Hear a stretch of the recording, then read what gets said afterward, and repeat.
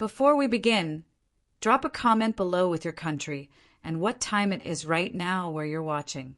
Whether it's sunrise in Nairobi, midnight in Australia, afternoon in Canada, or evening in Miami, I want to know. Don't just sit back. Tell me where in the world you are. Now let's dive into the story. I was a Navy nurse in World War II, but the wounds I carried weren't on the battlefield. The morning I received the letter, the sky over Pearl Harbor looked as though someone had wrung out a storm. I was sitting on the steps of the field hospital, my uniform stained with dried iodine and sea salt when the courier approached. His boots crunched against the gravel, and in his trembling hand was a small envelope, my name scribbled in the corner. For Nurse Evelyn Hart, it read, the ink slightly blurred by moisture or tears, I couldn't tell. I opened it right there, and with each line my heartbeat seemed to slow until the world went utterly still. Lieutenant Thomas Avery, my patient, my friend, my almost something, was gone. His transport ship had been struck in the Pacific. No survivors. I couldn't breathe. Around me, the base carried on. Stretchers clattered.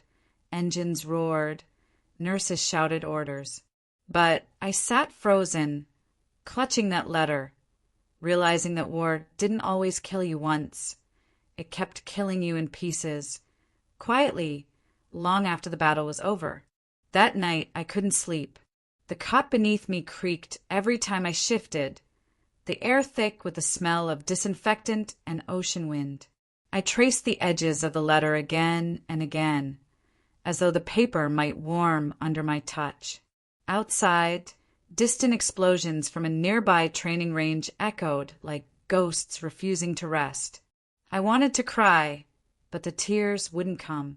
Instead, I whispered prayers into the dark, half for Thomas, half for myself. Around 2 a.m, I finally rose, wrapped my shawl tight, and walked out to the shoreline. The waves carried flecks of light from the moon, glittering like the eyes of the fallen. I remember thinking, I should have told him I loved him. That was the first wound the war gave me, and it was one I would never see heal. When dawn came, I reported for duty as if nothing had changed. That's what nurses did. We kept moving. We stitched, bandaged, and smiled through pain that didn't belong to us but somehow lived inside us. Commander Douglas, the head surgeon, gave me a look that said he knew. He'd seen too many of us, breaking quietly, still standing upright. I remember tending to a young sailor that morning, barely 18, with shrapnel in his leg. He asked me if it would hurt, and I told him no, just a little sting. It was a lie, but one we told to keep them alive. As I cleaned his wound, I realized I envied him. His pain had a reason, a location, a treatment. Mine was invisible, unbandaged, and unnamed. Later that day, while sorting medical supplies, I found Thomas's file on the casualty list. Just one line, deceased. Kia, Pacific Theater. I felt something inside me collapse. I thought about how I'd laughed with him over cups of weak coffee in the mess hall, about the way he'd call me Heart of Steel, teasing me for never crying. The last thing he'd said to me before boarding the ship was, "Don't you dare forget me, Evie." Now I realized forgetting wasn't the danger, remembering was. Every corner of the hospital reminded me of him. Every sound of boots, every whistle of the sea. That evening, I sat by the water again, my fingers tracing his name on the letter when I made a silent vow. I would finish this war, not because I still believed in it, but because someone had to bear witness. Someone had to remember the faces of the men who never came home. I didn't know it then, but that vow would follow me across oceans, through blood and chaos, until the day I finally understood the kind of wounds you carry for a lifetime. December 7th, 1941, is a day that still lives behind my eyes. I can hear it even now, the shriek of sirens, the crack of gunfire, the thunder of bombs falling over Pearl Harbor. I had been folding linens when the first explosion hit. The floor shook beneath me, and a bottle of antiseptic shattered against the wall. For one suspended second, none of us moved. Then came the second blast. I remember running outside, and the world had turned red and black. Smoke rolled across the harbor like a living thing. Ships were burning. Men were screaming. The air smelled of oil and iron and fear. "Get to the wards!" someone shouted, and just like that we were at war. The next few hours blurred into something that still doesn't feel real. The wounded came in waves, burns, shrapnel, missing limbs. The operating rooms overflowed, and we worked until our hands bled. I remember pressing gauze against a man's chest, my fingers slipping on his blood, and thinking if I stop, he dies. That was the only thought that mattered. Outside, explosions rattled the windows. Inside, we became machines, efficient, unfeeling, unstoppable. It wasn't until later that I realized I hadn't eaten, slept, or spoken a single word except medical commands. That day, I didn't just lose comrades. I lost something else, my innocence, maybe, or whatever belief I had that the world could be kind. When the sun finally rose, the harbor was quiet, except for the crackle of burning ships. I stepped outside, still in my bloodied apron, and looked at the destruction. The USS Arizona was half submerged, smoke curling from her ribs. The air was heavy with silence, the kind that only follows great loss. I sat on a pile of crates, my hands trembling, and stared at the horizon where the enemy had disappeared. I should have felt hatred, but all I felt was exhaustion. Then I noticed something, a small bluebird, fluttering between the twisted metal.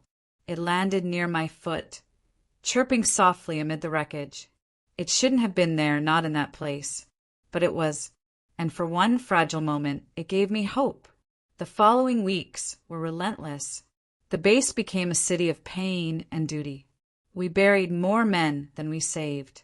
Sometimes I'd wake up in the middle of the night and see faces in the dark, men I couldn't save calling my name. I started writing their names down in a small notebook I kept hidden in my drawer. I didn't know why at first. Maybe to remind myself that they existed. Maybe to make sure I didn't forget. That notebook would later become my anchor, the only proof that I hadn't turned completely numb. One night, Commander Douglas called me to the supply tent. He looked older than usual, his face gray with fatigue. "Hart," he said, "you've been assigned to the hospital ship Mercy. You'll sail for the Pacific next week." I wanted to protest, to say I couldn't leave, but instead I nodded. I packed my things that night, folding the letter from Thomas inside my diary.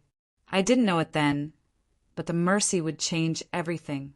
It would carry me not just across the ocean, but into the heart of what it truly meant to heal others, while slowly learning how to heal myself. The USS Mercy was a floating miracle, white as a wedding dress, with red crosses painted on her hull. She sailed like a ghost across the Pacific, carrying the broken, the burned, the barely alive. When I first boarded her, I was struck by how clean everything looked, how peaceful the sea seemed. But I'd learned soon enough that war followed you, even onto water. My first night aboard, I stood on the deck and watched the sun sink into the horizon, its light painting the waves gold and crimson. Commander Douglas came up beside me, hands clasped behind his back. "You'll see things on this ship you won't forget," he said quietly. "But don't let it steal the part of you that still believes in goodness." I didn't answer. I wasn't sure I still believed. Days turned into weeks. We sailed between island battles, Guadalcanal, Midway, Iwo Jima, picking up the wounded. The ship's corridors echoed with groans and whispered prayers. Every face told a story. There was Corporal Jenkins, who kept a photograph of his wife tucked under his pillow and asked me to read her letters aloud when his hands shook too badly to hold them. There was Private Morales, who'd lost both legs and joked that at least now he'd never have to march again. These men taught me something unexpected, that even in agony, the human spirit fights to stay kind. Sometimes, when the seas were calm, I'd go up to the deck alone. I'd close my eyes and let the wind wash the smell of antiseptic from my hair. The stars above the Pacific felt closer, brighter, as if the heavens themselves leaned down to watch over us. I'd think of Thomas then, of the ship that never made it home, and whisper into the wind, "I'm still here." It became a quiet ritual, a way to remind myself that though he was gone, I was still carrying something of him forward, the promise to endure. But not every night was peaceful. Once, during a midnight evacuation, a Japanese submarine fired near us. The blast missed, but shook the Mercy so violently that glass shattered across the ward. Patients screamed. Nurses dove for cover. I remember crawling over to a young soldier whose foreline had torn out, blood pooling beneath him. As I pressed my hands against his wound, he whispered, "Am I dying, ma'am?" My voice shook when I said no. He lived, but I realized afterward that I had stopped shaking long before he did. Somewhere along the way, I had learned to hide fear. When the Mercy finally returned to Pearl Harbor months later, I felt like a ghost walking through the living. The world seemed quieter, too quiet. I'd seen enough suffering to last a lifetime, yet something inside me refused to die. Maybe that was what healing really was, not forgetting, but choosing to keep walking through the ruins. As we docked, I stood on deck and looked at the water, still carrying the reflection of the Red Cross. I touched my heart and whispered, "Thomas, I made it home." But even then, deep down, I knew the war inside me was far from over. Peace after war is never truly peaceful. When the Mercy docked at Pearl Harbor again, the base felt quieter than before, as if the island itself had grown tired of grief. I was assigned temporary duty at Tripla Army Hospital on Oahu, where we treated soldiers too broken to be sent home. Their bodies healed, but their minds not always. Some screamed in their sleep. Others stared at the walls for hours, as though still fighting invisible enemies. I thought I understood them, until one night I caught myself doing the same thing. Sitting by my bunk, staring at the flickering bulb above, I realized I couldn't remember the sound of silence anymore. Even when the island was still, I heard the echo of engines, the hum of bombs, the cries for morphine. War had carved itself into my hearing. One afternoon, I met a man named Lieutenant Samuel Drake. He had been a pilot shot down near Okinawa. His burns covered half his face, but his voice was warm, steady. "You're the nurse who doesn't cry," he said one day, smiling weakly. I laughed, though I didn't know if it was true anymore. He liked to talk about the stars, about flying so high he could see the curve of the earth. "Up there," he said, "everything looks so small, even pain." We spent many evenings like that, him talking, me listening, both pretending we weren't afraid of what the night brought. I didn't realize it then, but Samuel was teaching me something precious, that healing could begin in conversation, in the quiet sharing of brokenness. Weeks turned into months. Every morning I'd walk to the cliff overlooking the sea, watching the waves crash against the black rock below. The ocean had become both my comfort and my curse. It reminded me of everything the war had taken, but also of everything that still endured.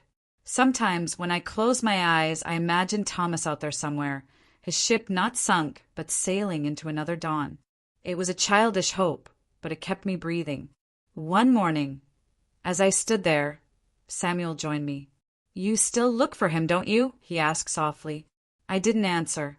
He nodded anyway. We all look for someone the war took. Not long after, Samuel was transferred to a rehabilitation unit on the mainland. The day he left, he pressed something into my hand, a small metal wing pin, tarnished but still shining faintly. "For when you forget what freedom looks like," he said. I kept that pin in my breast pocket from that day on. That night I couldn't sleep. I walked down to the shore again, where the moonlight turned the waves to silver. The tide pulled at my ankles like it wanted to take me back to sea. For the first time since Thomas's death, I cried, not from grief, but from release. Somewhere in that moment, under that vast Pacific sky, I realized survival was its own kind of bravery. By late 1944, The war was dragging on like a fever that refused to break. I was reassigned to the Mercy again for one final mission, to assist the field hospitals near Iwo Jima. They said it would be dangerous. They didn't say it would change me forever. The night before we departed, Commander Douglas called a meeting on deck. His voice was steady, but his eyes were heavy. "We're heading into hell, ladies and gentlemen," he said. "Our job is to bring pieces of heaven where we can." I didn't know what that meant until I saw the beaches. When we arrived, the island was chaos. Smoke, blood, and sand mixed into a single nightmare. The air stank of sulfur and death. We set up tents behind the front lines, working by lantern light as shells whistled overhead. I remember one soldier, barely breathing, his chest torn open. As I pressed bandages to his wound, he grabbed my wrist and whispered, "Tell my mother I didn't cry." I promised I would, though I never learned his name. That night, the sounds of battle didn't stop. They seeped into our dreams, into our bones. I stopped counting how many lives we tried and failed to save. I just kept moving. That's what war does. It turns mercy into motion. At some point before dawn, a bomb landed near our camp. The blast threw me backward, and for a moment, everything went black. When I came to, I was covered in dust and blood, not mine. The tent was gone. Commander Douglas was shouting orders through the smoke. My ears rang like church bells. I staggered up and saw a figure crawling toward the flames. It was one of our nurses, Nora. Her leg was trapped under debris. Without thinking, I ran to her, heaved the beam off her body, and dragged her to safety. My hands shook, but I didn't stop until she was breathing. Later, when they told me I'd saved her life, I felt nothing, just emptiness, because so many others hadn't made it. After that night, I stopped praying, not out of anger, but because I no longer knew what to ask for. I'd seen so much death that life itself began to feel like a fragile miracle. When the fighting finally subsided, I stood on the beach, staring at the rising sun over Iwo Jima. The sand was black, but the light was gold. And in that silence, I thought I heard a voice, Thomas's voice, whispering, "You kept your vow." I closed my eyes and let the wind carry my tears. For the first time, they didn't sting. They felt like baptism. When I finally set foot back on American soil, the war was over, but the world wasn't peaceful. Not inside me. The ship docked in San Francisco, and crowds cheered, waving flags and flowers. People kissed, wept, sang. I smiled for them, but it felt like I was watching someone else's joy. We were the lucky ones, they said, the ones who made it home. But I'd left too many pieces of myself on distant shores. My hands still trembled at sudden noises. My dreams were crowded with ghosts. Yet beneath all that, a strange gratitude pulsed, because I was alive. And maybe that was enough to start with. The hospital assigned me to a veterans rehabilitation center in Washington state. The air there smelled of pine and rain, so different from the sea. My patients weren't bleeding anymore. They were trying to remember how to live. One man, a former sergeant, refused to speak for weeks. When I asked him why, he said, "Words can't describe what I saw." I told him I understood, and I did. We began walking together around the courtyard every morning in silence. Gradually he started talking, not about battles, but about his daughter's laugh, the way sunlight hit the trees back home. Healing, I learned, wasn't about erasing pain. It was about making room for beauty again. I rented a small cottage near the hospital overlooking a lake. Every evening, I'd sit on the porch with a cup of tea, watching the water ripple with wind. Sometimes I'd write in my notebook, the one filled with the names of the fallen. I added new pages, not with names, but with small miracles I witnessed each day. A patient smiling, a scar fading, laughter in a hallway. It was my way of reclaiming life one moment at a time.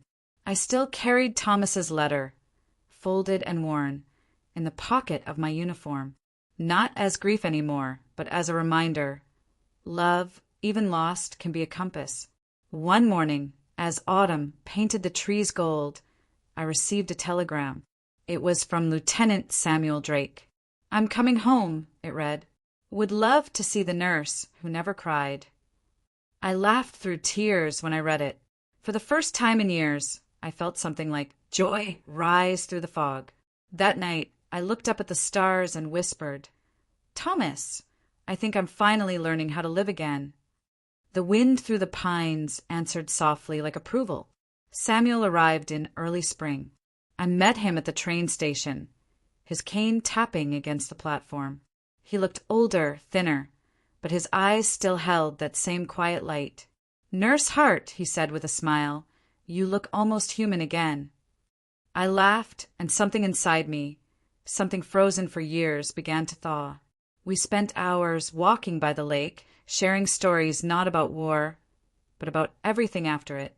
He told me he was studying to become a teacher. "After destroying so much," he said, "I want to help build minds instead." I told him I envied that kind of courage. Over the following months, we grew close. There was no romance at first, just two people who understood the language of silence. He never asked about Thomas. I never asked about the night he crashed. We simply existed side by side, letting time do what medicine couldn't. One evening, he handed me a book of poems by Whitman. "Read this when you forget who you are," he said. Inside the cover, he'd written a single line, "You survived for a reason." I didn't know whether to believe it, but I carried that book everywhere. That summer, the hospital held a small ceremony to honor the nurses who'd served overseas. I stood in the front row, the Pacific medal glinting on my chest, and for the first time, I felt proud instead of guilty. When they called my name, Samuel clapped, louder than anyone. After the ceremony, he found me by the lake and said quietly, "You know, Evelyn, you saved more lives than you'll ever remember." I smiled through tears. "And you remind me what life still looks like," I said. We didn't need to say more.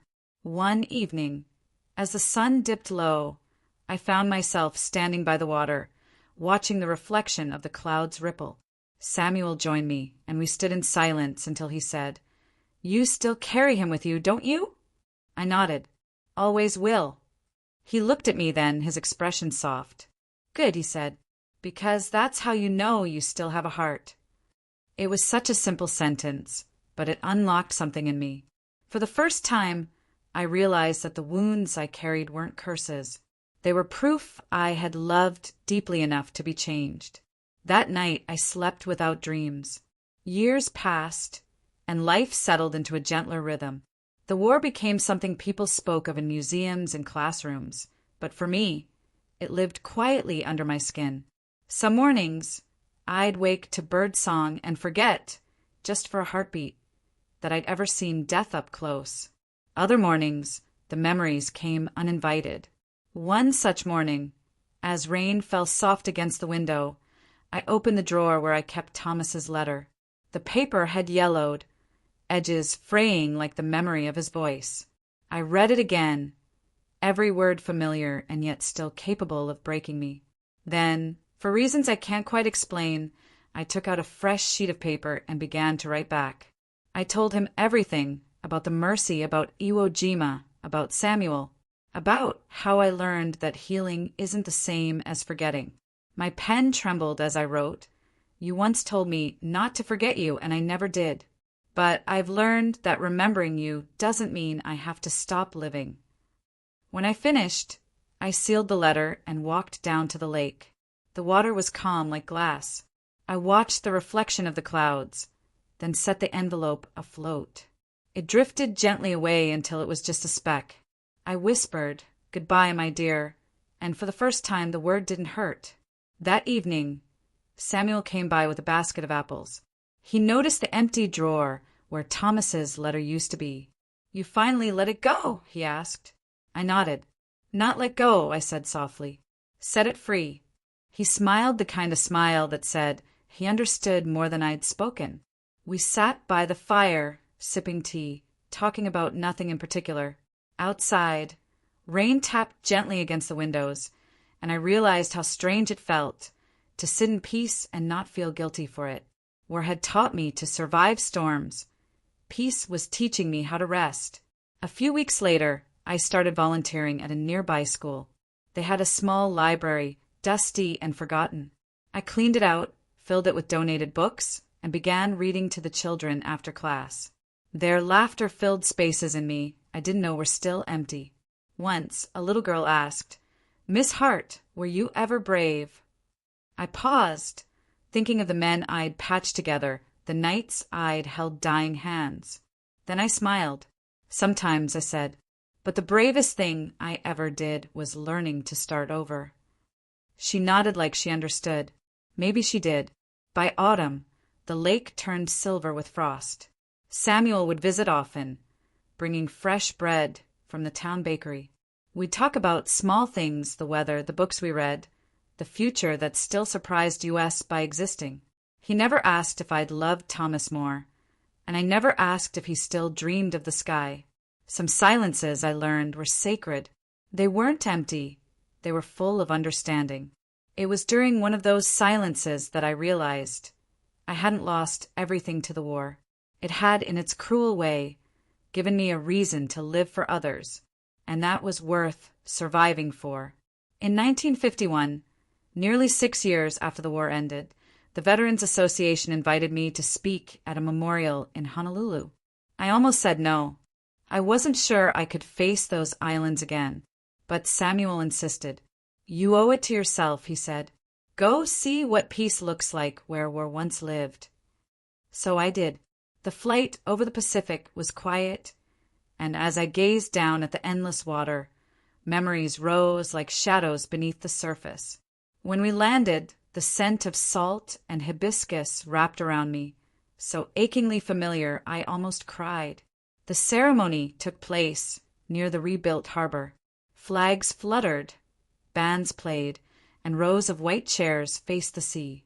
I sat among other nurses, gray-haired now, medals gleaming on faded uniforms. When my name was called, I stood at the podium, my hands trembling slightly. The crowd fell silent. I took a breath and said, I was a Navy nurse during the war. I saw men die, and I saw miracles happen in the same breath.